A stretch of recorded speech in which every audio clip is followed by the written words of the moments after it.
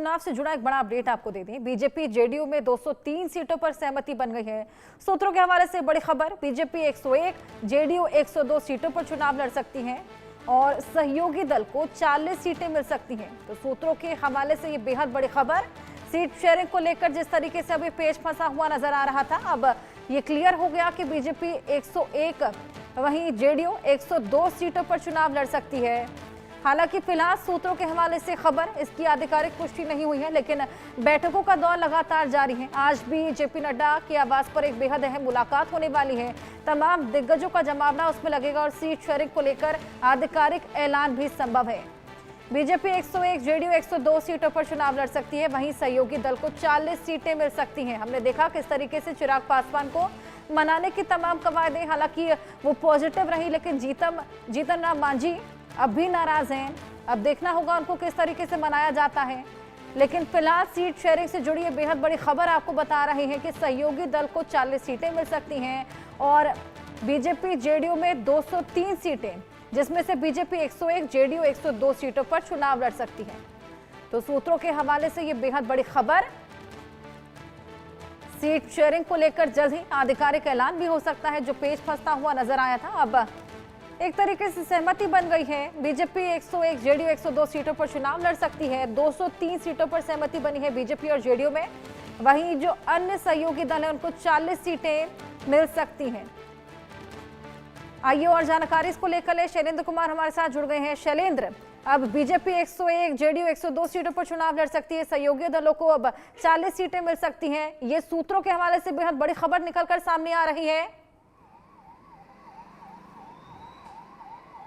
जी बिल्कुल, अब इस पर मुहर भी लगेगी, क्योंकि अब साफ तौर पे है कुछ घंटे बाकी हैं जब एनडीए का सीट शेयरिंग का फार्मूला सामने आ जाएगा।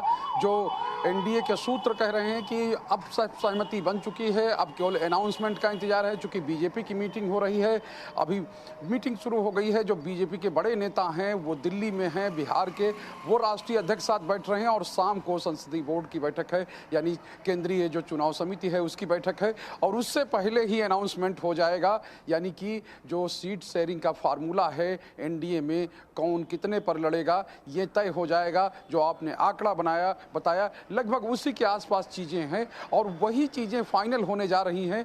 और कहें कि इतने दिन से जो कवायद चल रही, इतने दिन से जो बातें चल रही हैं, अब उनको विराम मिलने वाला है। यानी अब जो राजनीतिक दल है वो सीधे तौर पर अपने प्रत्याशी घोषित करेंगे। कुछ घंटे के बाद ही या कहीं किस देर रात तक नाम भी सामने आ जाएंगे कि किस सीट से, किस पार्टी से कौन प्रत्याशी चुनाव लड़ रहा है। यानी कि आज रविवार है और कल सोमवार है, कल से नामांकन का दौर पूरी तौर पे शुरू हो जाएगा। और चूँकि 17 तारीख तक नामांकन है पहले फेज का, और उसके बाद कल से ही दूसरे फेज का भी नामांकन हो रहा है। तो ये यूँ कहें कि कल से जो गहमा गहमी, कल से जिस तरह बैठकों का दौर चला है, बीजेपी की भी लंबी बैठकें हुई हैं, जेडीयू की बैठक हुई है और एलजेपी ने बैठक की है। हम के नेता हैं जीतन राम मांझी, वो नेताओं से मिले हैं। उपेंद्र कुशवाहा जी ने जिस तरह से नाराजगी जताई थी और उसके बाद उनको एक तरह से कह दिया गया कि नहीं, आप यहीं तक रहिएगा, आप इसको इससे ज़्यादा हम नहीं दे सकते। तो वो सब चीज़ें हो गई हैं और या यूँ कहें कि अब सब लोग अब उस स्थिति में आ गए हैं कि नहीं, मिलकर चुनाव लड़ना है और वो हालात अब बन चुके हैं। बिल्कुल शैलेंद्र, हमने देखा चिराग पासवान को तो मना लिया गया, लेकिन जीतन राम मांझी अब भी नाराज हैं और उपेंद्र कुशवाहा भी नाराज हैं, जिस तरीके से आपने भी बताया।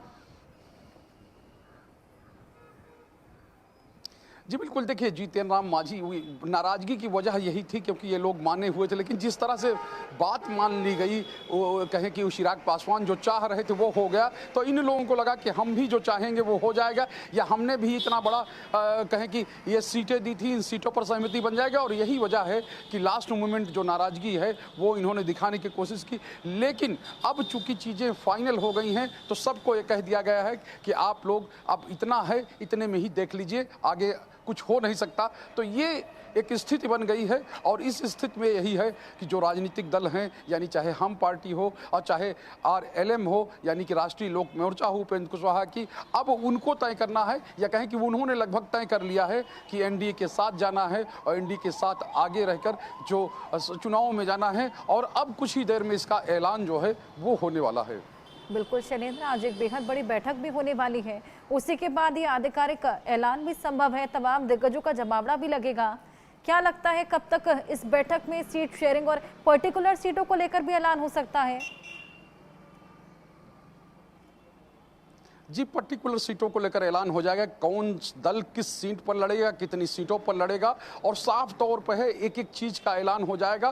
क्योंकि शाम को बीजेपी की जो केंद्रीय कमेटी है, यानी कि प्रधानमंत्री की अध्यक्षता में जो बैठक होने जा रही है, उसमें चूंकि नाम फाइनल हो चुके हैं, लोगों को कह दिया गया है, और एक तरह से कहें कि औपचारिक मुहर जो होती है वो बीजेपी के लिस्ट पर लगेगी, यानी बीजेपी के से कौन लोग चुनाव लड़ेंगे उस पर लगेगी।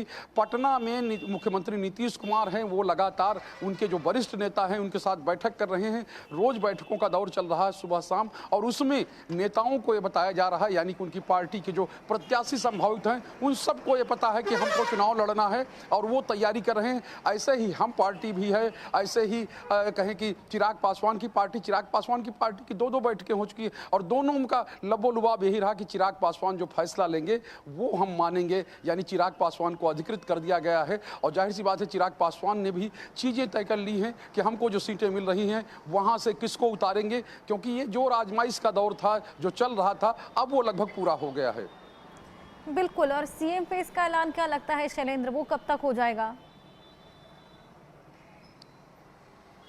देखिए, सीएम फेस की जहाँ तक बात है, जो एनडीए के नेता हैं वो ये कह रहे हैं कि हमारे अभी जो हम नीतीश कुमार के नेतृत्व में चुनाव लड़ेंगे और साफ तौर पर नीतीश कुमार हमारे नेता रहेंगे। लेकिन अब एक औपचारिकता जो होती है चुनाव के बाद, किसकी सरकार बनती है, किसको 122 का आंकड़ा मिलता है, क्यों कौन 122 से ऊपर जाता है, तो उस हिसाब से चीज़ें होती हैं। और उसके बाद जो एक कहें कि नीति प्रक्रिया है, यानी जो प्रक्रिया होती है उसमें विधायक दल की बैठक होना, विभिन्न दलों की बैठक होना, और उसके बाद सब दलों को मिलकर एक साथ बैठक करना, वो चाहे एनडीए की सरकार बने चाहे महागठबंधन की सरकार बने। चूंकि पहले से होता है कि हमारे सभी चीजें साफ हो जाएंगी। फिलहाल आज एक बेहद बड़ी बैठक, आप इस बैठक पर नजर बनाए रखिएगा। बहुत शुक्रिया आपका ये तमाम जानकारियां।